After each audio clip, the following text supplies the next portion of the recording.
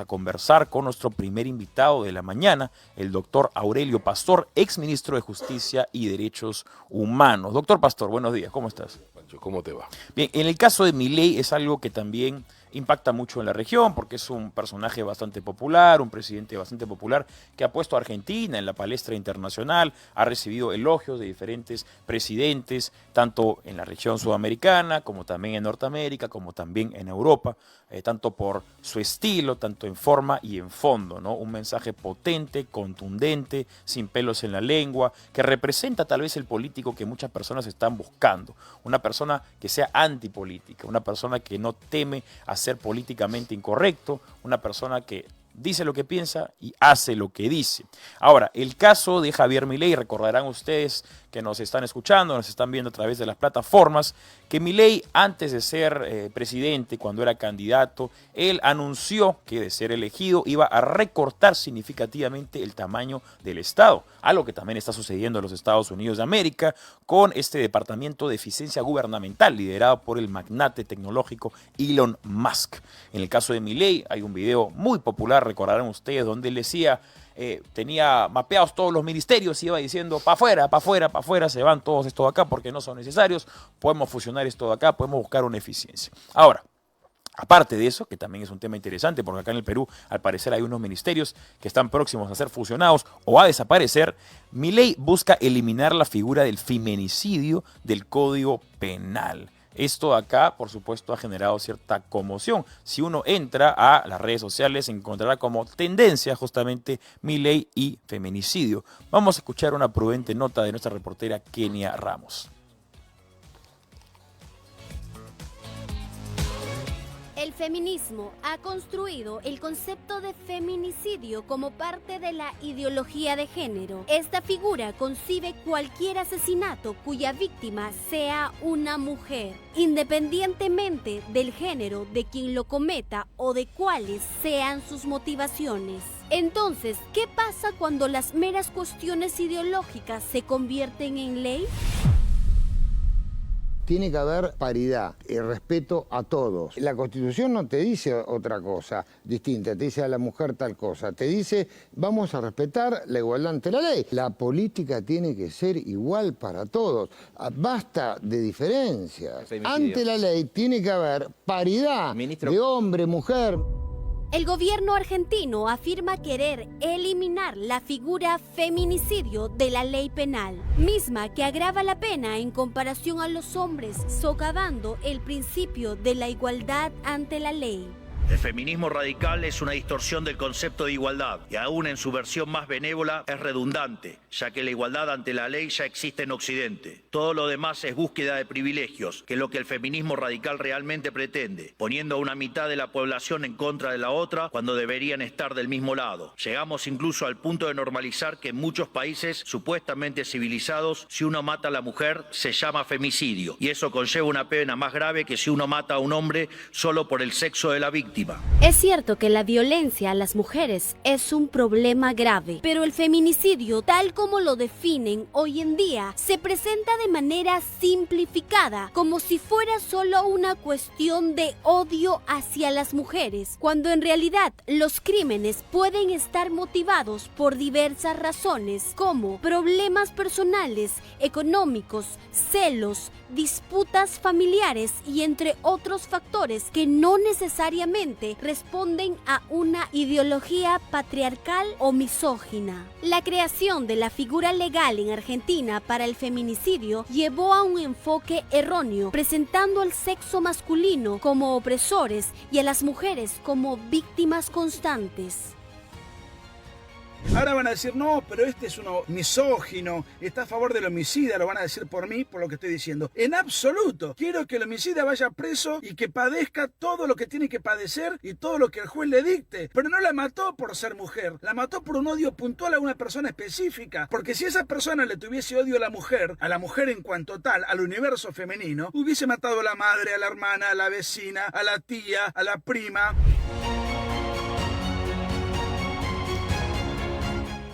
Bien, veíamos una nota de nuestra reportera Kenia Ramos. Esto es interesante para reflexionar porque nuevamente Argentina es un país cercano, tenemos semejanzas culturales, tenemos una semejanza histórica además.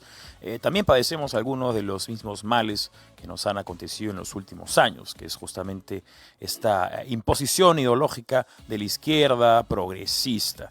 Recuerdo que acá en el Perú hace no mucho, hace será año y medio, 2 años tal vez, Federico Salazar, periodista reconocido, justamente también levantó ese interrogante, dijo, si hay feminicidio debería haber varonicidio, automáticamente fue cancelado en las redes sociales, fue injuriado, insultado, con todos los apelativos posibles, porque al parecer está prohibido sin siquiera hacer la cuestión, siquiera hacer la pregunta, siquiera hacer la interrogante, generar el debate está prohibido.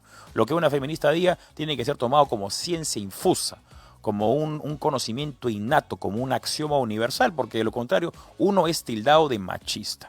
Ahora yo les pregunto a ustedes, estimados televidentes o radioescuchas, ¿qué es para ustedes el feminicidio?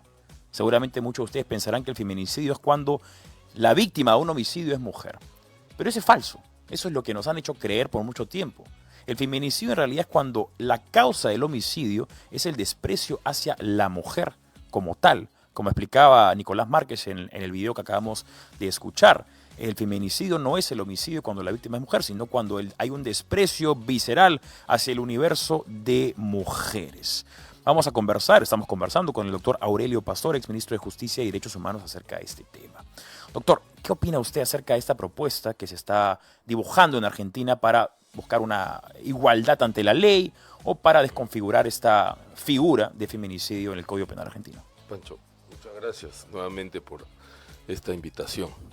Hay 2 temas que me gustaría comentar contigo. Uno es este, sí, y el primero que mencionaste con respecto a la reducción del aparato estatal. Por supuesto. Ya. En primer lugar, coincido totalmente con la nota. Creo que la incorporación a la ley penal de la figura del feminicidio es parte de esta agenda caviar que ha venido no solamente incorporando esta figura en diversas legislaciones del mundo, sino generando literatura para dar la impresión de que quien no está de acuerdo con esas ideas es un ignorante que no ha leído nada y que por lo tanto no puede opinar. Y cuando uno opina, entonces inmediatamente cae en toda una campaña para tratar de sacarlo de la posibilidad de seguir dando ideas. En todo caso, una figura de odio adicional a un género determinado para cometer un homicidio pudiera ser considerado un agravante dentro de una figura penal, dentro de un tipo penal. O sea, el feminicidio o lo que se llama feminicidio puede ser un agravante dentro del homicidio, ¿no es cierto? Y puede tener algunos elementos a considerar para efecto de la aplicación de una pena, de la sanción, etcétera. Pero generar toda una tipificación me parece una trastocar lo que es el tipo de la defensa del derecho a la vida. Estoy totalmente de acuerdo, creo que la propuesta que está viniendo desde Argentina es una propuesta interesante, hay que debatirla, espero que el debate no signifique acribillar a las personas después de sus opiniones, porque eso es lo que ocurre, ¿no es cierto? Eso es lo que ocurre. Y no solamente con el feminicidio, se dan con algunas figuras de, entre comillas, defensa de derechos humanos. La caviarada ha logrado incorporar en las últimas décadas toda una literatura que fundamenta este tipo de incorporaciones, ¿no? Y como te dije hace un momento, cuando uno opina de una manera distinta, entonces lo tildan de ignorante. Pero tenemos la culpa quienes tenemos una posición distinta, porque nos hemos dejado ganar esos espacios. O sea, cuando yo escucho en algunos debates que alguien empieza a plantear, por ejemplo, la posibilidad de que el Perú se retire de la Corte o de la Comisión Interamericana porque tienen decisiones sesgadas, y me preguntan, yo digo, mi opinión no es que salgamos, mi opinión es que entremos, porque somos nosotros los que hemos dejado esos espacios, que nos corresponden, porque son espacios de defensa de derechos fundamentales, hemos dejado que ellos hagan lo que les da la gana con el concepto o con los conceptos de derechos humanos y que los dirijan hacia determinados puntos al extremo que afecta inclusive la posibilidad de desarrollo de los países. Tú has visto toda la literatura generada y las resoluciones sacadas para evitar, por ejemplo, la explotación de determinados recursos naturales donde se necesita, toda una campaña frente a determinados tipos de producción. Todo eso tenemos que confrontarlo y eso se debe hacer desde el Estado, primero, con un gobierno que tenga las ideas más claras, el Ministerio de Justicia, la representación peruana ante la OEA, la representación de los peruanos en determinados organismos internacionales debería estar dirigida a combatir estas ideas que han distorsionado el escenario jurídico y la posibilidad de desarrollo. Termino diciendo, estoy de acuerdo con que debe haber un debate, una revisión, lo que dijo Salazar, Federico Salazar. Federico Salazar, me parece interesante y razonable, por lo menos para ser debatido, analizado, ¿no es cierto? Y estoy de acuerdo con que gran parte de la legislación penal está contaminada de este tipo de conceptos que han distorsionado lo que debe ser. Además, y yo te hablo por experiencia, lamentablemente en los medios de comunicación hay una directriz que es arrimarse hacia la corrección política. En la corrección política justamente yace este progresismo, que impide un discurso disonante a lo que se ha agendado como un norte claro hacia la presunta democracia, inclusión y desarrollo. Entonces, parte de la corrección política es tener esa orientación. Si tú no opinas de esa manera, entonces no eres políticamente correcto y tus opiniones no deben ser tomadas en cuenta, no eres una persona seria, no eres una persona elegible para absolutamente nada, porque tienes una orientación distinta a lo que manejan estos grupos, que ya sabemos además qué intereses tienen detrás. Y ahora ya entramos incluso al plano de la sociología, ¿no? Hay un filósofo alemán, que se llama Erich Fromm, que habló mucho acerca del sentido de la pertenencia. El ser humano está desesperado por pertenecer, porque somos seres gregarios al fin y al cabo, y esa pertenencia nos obliga incluso a ir en contra de nuestras propias creencias e ideales para poder asemejarnos a la masa, al grupo, para ser parte justamente de estos grupos o subculturas a los que queremos ser parte de. Y en el caso de los medios de comunicación, si tienes un discurso disonante, el resto te va a dar la espalda. No tienes espacios, además. Tienes espacios. Hay gente que le quita espacios al que tenga una posición distinta. Grupos que además tienen una agenda y un pensamiento totalmente trastocado, ¿no? Porque por un lado dicen defender la integridad de las mujeres, pero no defienden, por ejemplo, la vida, ¿no? Alientan el aborto, no defienden valores importantes como son la familia, además alientan las relaciones libres, las relaciones entre personas, las alientan, las promueven. Exacto, el libertinaje, la cosificación de la mujer. Una cosa es que nosotros respetemos las posiciones que puedan tener o las orientaciones sexuales de las personas, pero otra cosa es que impulsemos, ¿no? un modo de vida que va en contra de los valores tradicionales de la familia, que no por haber llegado al siglo XXI tienen que ser dejados de lado, no es eso. Y la ironía también del feminismo es que muchas de estas personas, o la gran mayoría de estas feministas, no tienen la capacidad de decir lo que es una mujer, sino que reconocen que varones que dicen ser mujeres son mujeres. Y estas personas incluso han llegado a ocupar espacios que antes eran exclusivos para mujeres. No solamente estoy hablando de los baños, sino estoy hablando de premios, de reconocimientos, de deportes, de premiaciones. Claro. Y ahí no dicen nada, o sea, están en contra, como debe ser, de la agresión de un varón hacia una mujer, por el hecho de que la agresión está siempre mal y aparte porque los varones tienen una superioridad física, pero están a favor de que un varón que dice ser mujer compita en box contra una mujer. Y la masacre. Y la masacre. Y la pobre mujer le revienta la cara. Porque hay diferencias naturales, biológicas de los seres humanos. No significa que un sexo sea más importante que el otro, porque hay características distintas. Las mujeres tienen otras características, otra manera de intuición para ver las cosas que no tenemos los hombres. Exacto. Y eso enriquece nuestra relación y complementa. Somos un complemento, efectivamente. ¿No? Entonces, lamentablemente, el feminismo, a mi parecer, y quiero saber tu opinión, no es un movimiento social, sino es un movimiento político que parte justamente de este marxismo cultural, de estas dicotomías entre opresores y oprimidos. Y este tipo de discursos del feminicidio tergiversan la realidad, porque cada vez que fallece una mujer por homicidio es considerado como feminicidio. Entonces aparecen estas ONGs, que ya sabemos de dónde viene la plata, ¿no? Del extranjero, y dicen, ha habido 300 feminicidios en lo que va del año. Pero momento, ¿no se supone que tenemos un Ministerio de la Mujer? ¿Qué ha hecho el Ministerio de la Mujer en contra de eso? Porque, por ejemplo, estoy revisando acá en Argentina, desde que Milei retiró el Ministerio de la Mujer, ha habido menos feminicidios que el año pasado, donde sí había el Ministerio de la Mujer. Entonces, ¿cuál es el propósito de este ministerio? Lo cual levanta el interrogante. ¿Debemos tener un Ministerio de la Mujer? Porque el simple hecho de cuestionar la existencia de este ministerio ya me cataloga a mí como un fascista machista.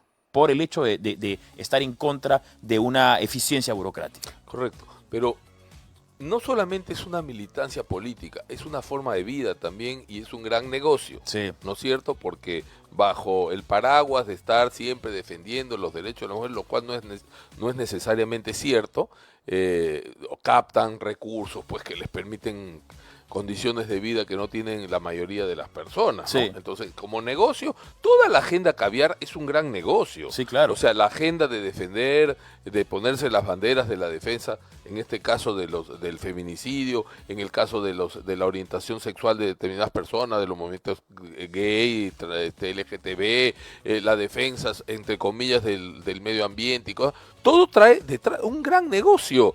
Y dentro de ese negocio se mueven intereses que te cortan en 10 si es que tú pretendes ponerlos en tela de juicio. Sí. Esa es la verdad. Y ahí viene otro tema que tú has mencionado y que tiene relación con lo que señalaste al principio, ¿no? Las estadísticas demuestran que el Ministerio de la Mujer no ha tenido los resultados, ¿ya? Claro. Y lo que nosotros debemos buscar siempre es un Estado eficiente. Un Estado eficiente. Y un Estado eficiente es un Estado que tiene primero el tamaño que necesita tener.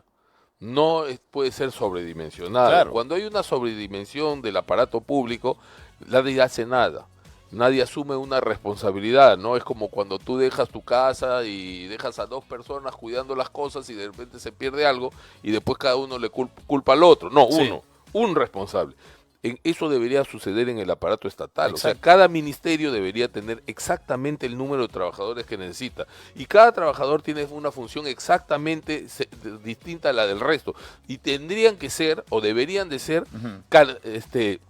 evaluados de manera permanente, Exacto. porque el Estado no puede ser pues un refugio para gente que no quiere trabajar o que no tiene Claro. capacidad de conseguir un empleo en el sector privado. El sector público no Así puede ser es. fuente de empleo. Así es, entonces tiene que ser eficiente, ¿no? Ujú. En todo sentido de la palabra. Hay que tener una visión Al más... principio, por ejemplo, Sí. tú mencionabas el caso de Maduro en Venezuela. O Ujú. sea, este concepto de creer que el Estado paternalista que te regala las cosas es un buen Estado y hay que mantenerlo. O sea, es como esperar que los programas sociales en el transcurso del tiempo se incrementen y crezcan. No, señor, usted tiene que buscar que los programas sociales vayan disminuyendo porque has logrado, que el Estado ha logrado generar una sociedad en donde la gente no necesita asistencia para poder Efectivamente. generar los ingresos que necesita. Exacto. O sea, si tú Estas- dices, estamos creciendo y proyectamos que en los próximos años asistiremos a más gente, estás propiciando una sociedad de gente incapaz de poder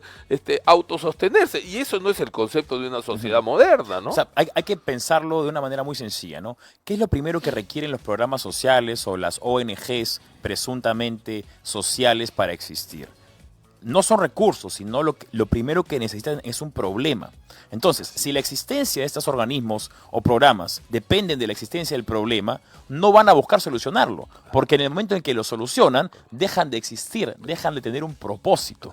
Entonces, nunca van a solucionarlo. Por eso es que hemos visto a varios líderes políticos de izquierda decir que necesita mantener a la gente pobre, porque mientras esté pobre van a depender sí o sí del Estado. Eso es Cuando el evidente. individuo logra salir de la pobreza y pasa a la clase media tan empoderada y necesaria, porque es el vigor, el motor de la economía del país, ya no necesita el Estado, porque dice, yo soy libre para tomar mis decisiones, ya puedo crecer por mí mismo, chao Estado, chao papá Estado. Y en el Perú, en los últimos años, por ejemplo, ese vigor que tú mencionas ha sido palpable, porque a pesar de los errores que venimos de las decisiones del Estado, que vienen de mal en peor desde el gobierno de Humala, una tras otra, Sí. la gente sigue avanzando. O sea, es como que le dice, ¿sabes qué? Tu Estado no me das nada, no me interesa lo que yo sigo sobreviviendo y sigo creciendo a pesar de tus ineficiencias, ¿no? Sí. Porque el Estado debería estar concentrado en lo que tiene que hacer.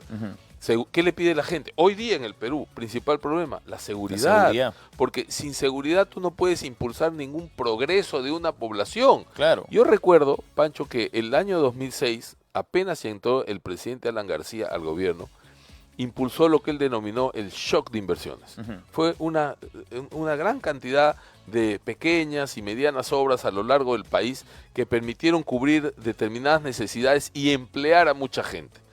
Hoy día, no pudiéramos hacer un shock de inversiones si primero no hacemos un shock de seguridad. Exactamente. Porque si tú empiezas a trasladar dinero público para pequeñas obras a pequeñas empresas a lo largo del país, los estás poniendo en manos de los extorsionadores inmediatamente. Definitivamente. Entonces no se puede. El Estado tiene que abocarse a lo que le corresponde, darle seguridad a la gente y tiene que ser eficiente para eso.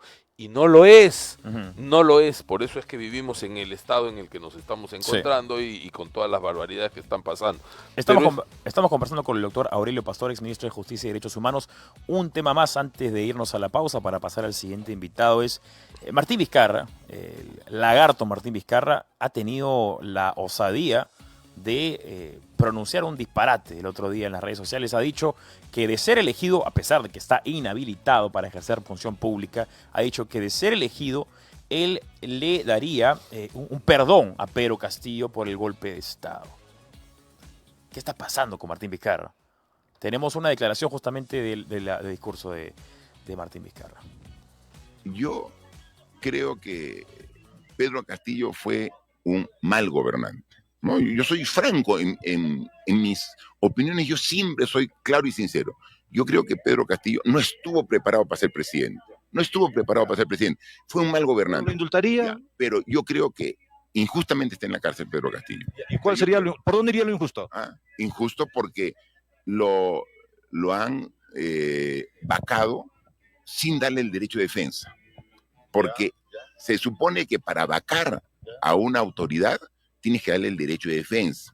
Entonces el Congreso, el mismo día que dio ese lamentable mensaje golpista, Pedro Castillo, fue un mensaje golpista, pero no dio un golpe de Estado, fue un mensaje golpista.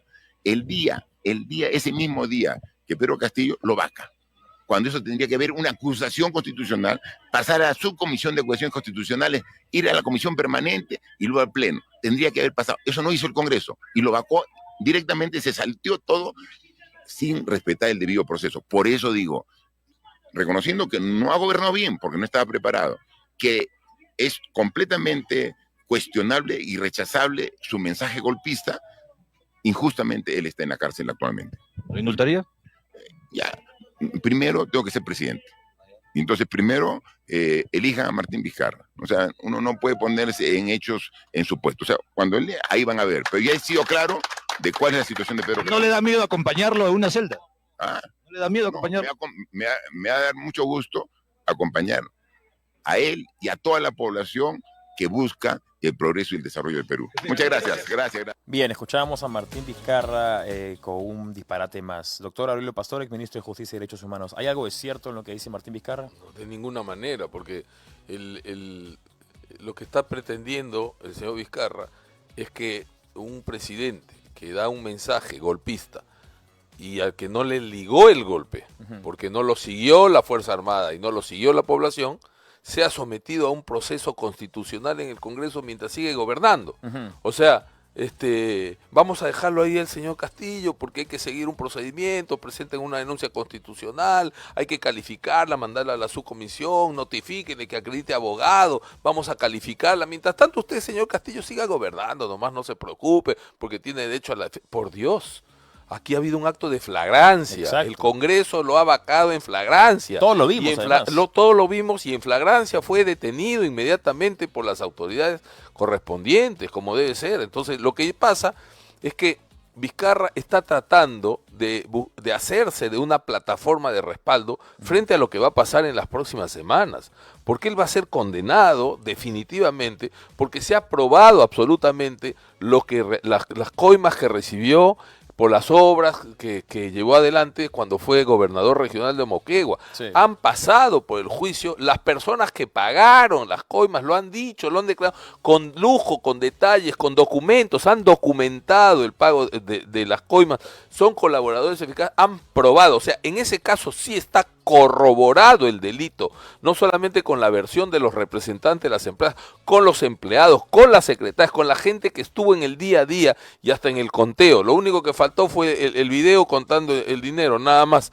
Él ha aceptado haber asistido a las empresas, por lo menos a una, dijo, asistí, pero no recibí dinero. O sea, se le viene una condena clarísima. Sí. Y él está buscando una plataforma que lo ponga, no, seguramente lo han condenado, porque querían que iba a ganar, no querían que gane las elecciones, porque defiende a Pedro Castillo y a su plataforma. Mira, acá lo que va a pasar es que muy pronto va a estar acompañando a Pedro Castillo definitivamente. Como le preguntaron en la entrevista, ¿no? Ahora, lo otro también... Con más responsabilidad con más inclusive. responsabilidad, ¿no? Lo otro también, y ya tal vez será para otra oportunidad porque el tiempo se está agotando, es... Martín Vizcarra evidentemente está haciendo proselitismo político como si no estuviera inhabilitado, a pesar de que la inhabilitación no solamente se extiende a la función misma, sino al proselitismo. Y lamentablemente nadie hace nada. ¿Por qué ninguna autoridad está impidiendo que este señor continúe con el proselitismo indebido por la inhabilitación que tiene? Podría recibir una denuncia y podría haber inclusive una intervención del propio Jurado Nacional de Elecciones, ¿no?